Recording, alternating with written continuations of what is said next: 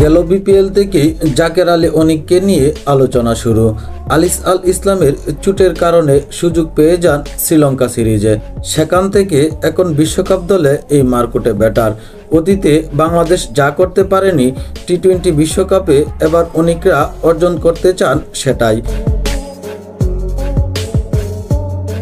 Bangladesh cricket বোর্ডের the green স্টোরিতে জাকের বলেন, আমার আম্মা অনেক গর্ববোধ করে সবসময় বলতেন যে তোর সাকিব ভাই, তামিম ভাই, মাশরাফি ভাইদের সাথে কবে খেলবি।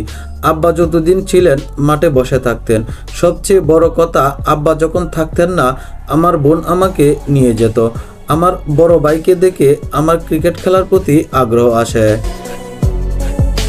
যখন আমি বাংলাদেশের খেলা দেখা শুরু করি ওই সময় আমার ভাইও ক্রিকেট খেলতো। দুয়ে মিলে আমার জন্য সমর্থন আরও ভালো এসেছে। 2007 বিশ্বকাপ দেখে ক্রিকেটের প্রেমে পড়া শুরু জাকেরের। দর্শক থেকে এবার ক্রিকেটার হয়ে লাল সবুজের প্রতিনিধি জাকেরের। তিনি চাপিয়ে যেতে চান টাইগারদের অতীত সব অর্জনকে। জাকের বলেন, 2007 থেকে বাংলাদেশের ক্রিকেটটা খুব ভালোভাবে ফলো করি।